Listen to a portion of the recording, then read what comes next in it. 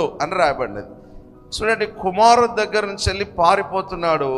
అతని జీవితంలో దావీదు గారు ఎక్కడికి వెళ్తున్నారో తెలవట్లేదు, ఏమి ఆశ్రయించాలో కూడా తెలవట్లేదు.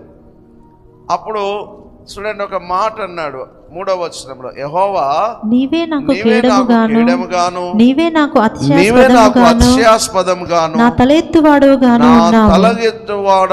ఉన్నావు. ఎలుగెత్తి నేను యెహోవాకు మొరపెట్టినప్పుడు ఆయన తన పరిశుద్ధ పర్వతం నుండి నాకు ఉత్తరం ఇచ్చెను. ఎంత చక్కని మాట అన్నాడండి. పరిశుద్ధ పర్వతంలో నుంచి నాకు దేవుడు ఏం చేస్తాడు? ఉత్తరం ఇస్తాడు.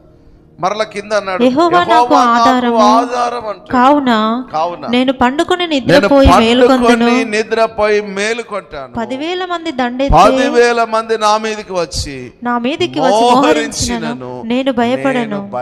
చాలమ్మా, ఈరోజు మనకొక నిరీక్షణ ఉన్నది, మనకొక ధైర్యం ఉన్నది.